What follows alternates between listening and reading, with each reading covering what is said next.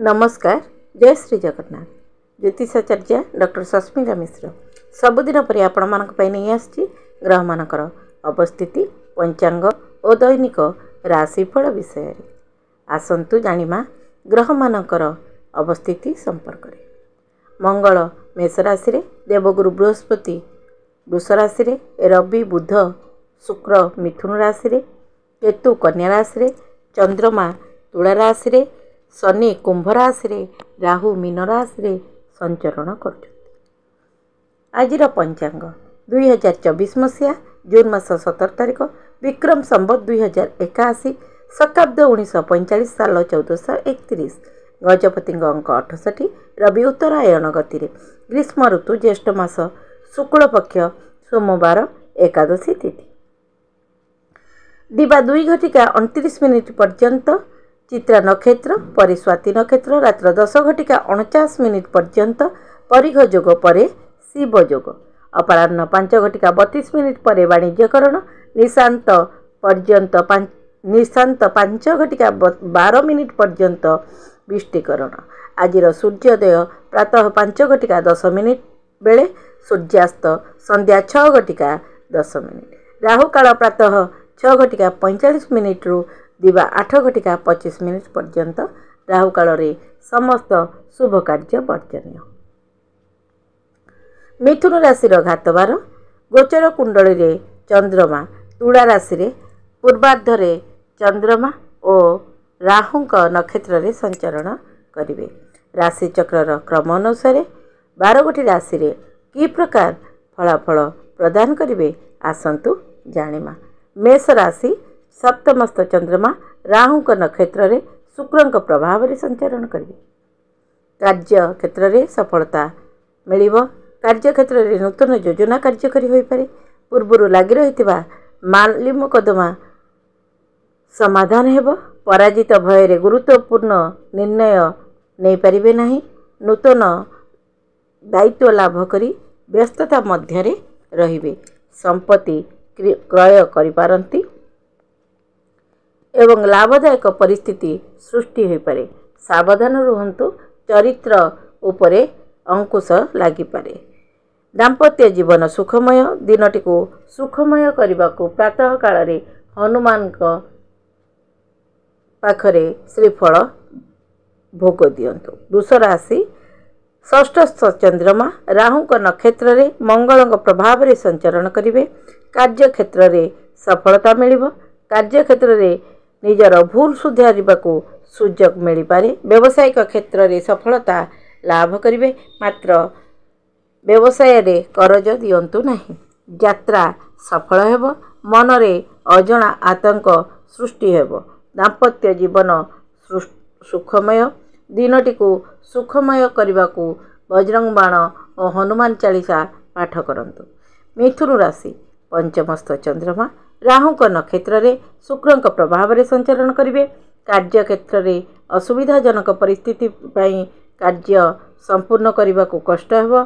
अधिकारी संघर्ष करने को पड़ पारे। भविष्यत योजना कार्यकारी होई पारे। जीवन साथी सहित मतभेद सृष्टि हेबो। अन्य को सहयोग करंतु। वाणी रे नियंत्रण रखंतु। दिनटी को सुखमय करबा पई शिव रुद्राष्टकम पाठ करंतु। कर्क राशि चंद्रमा चतुर्थस्थ चंद्रमा राहुंक नक्षत्र रे शनिदेव प्रभाव रे संचरण करिवे। कार्य क्षेत्र रे परिवर्तन योग रही। सामाजिक जीवन रे मान सम्मान लाभ करिवे। कार्य क्षेत्र रे समस्त सहयोग रे कार्य सहज होई पड़िबो। व्यवसायिक क्षेत्र रे लाभदायक परिस्थिति सृष्टि हेबो। धैर्यर सहित कार्य करंतु। दाम्पत्य जीवन सुखमय दिनटी को सुखमय करने को शिवंक पाखरे शिव रुद्राष्टकम पाठ करंतु। सिंह राशि तृतीयस्थ चंद्रमा राहुंक नक्षत्र रे प्रभाव रे संचरण करिवे। भाग्यर सहयोग मिलिबो। भावनात्मक संपर्क रे नूतन योजना कार्यकारी होई पारे। कार्य क्षेत्र रे अधिकारी सहित उच्चवाच परिस्थिति सृष्टि होई समस्या सृष्टि करिवो। विरोधी सहयोगर हाथ बढ़ाइबे। वाद विवाद दूरई रुहंतु, काहाकू भरोसा करंतु नहीं, बाणी रे नियंत्रण रखंतु। दिनटी को सुखमय करबा पाई बजरंग बाण और हनुमान चालीसा पाठ करंतु। कन्या राशि द्वितीयस्थ चंद्रमा राहु को नक्षत्र रे मंगल प्रभाव रे संचरण करिवे। कथाबार्ता शालीनता रक्षा करंतु। आपण व्यवहार रे लोक विरक्त प्रकाश करिवे। पूर्वर थिबा वाद विवादर समाधान घटिब। भौतिक सुख पाई खर्चांत होई पारंती। नकारात्मक चिंताधारा निजको दूरेई रखंतु। मानसिक अस्थिरता सृष्टि हेब। वाहन चलाचल रे सावधानता अवलंबन करंतु। जीवन साथी स्वास्थ्य रे समस्या सृष्टि होई मानसिक अशांति देखादेव। दिनटी को सुखमय करने को माता लक्ष्मी को आराधना करंतु। तुला राशि रे चंद्रमा राहु को नक्षत्र रे देवगुरु प्रभाव रे संचरण करिवे। समय अनुसार कार्य संपूर्ण करने को कार्यक्षेत्र रे मन लागिबो नाही। आत्मविश्वासर सहित कार्य आरंभ करंतु। माली मकदमा रे अधिकारी विरक्त प्रकाश करि पारंती। मान सम्मान रे हानि घटिब। अर्थ संपर्क रे चिंता लागी रहिब। जीवन साथी स्वास्थ्य रे समस्या देखादेव। दिनटी को सुखमय करने को शिव रुद्राष्टकम पाठ करंतु। बिच्छा राशि द्वादशस्थ चंद्रमा राहु को प्रभाव रे राहु को नक्षत्र रे शनिदेव प्रभाव रे संचरण करिवे। कार्यक्षेत्र रे उच्च अधिकारी सहयोग मिलिब। मानसिक अस्थिरता सृष्टि हेब। सामूहिक कार्य रे एकाकोटिया निष्पत्ति नियंतु नहीं।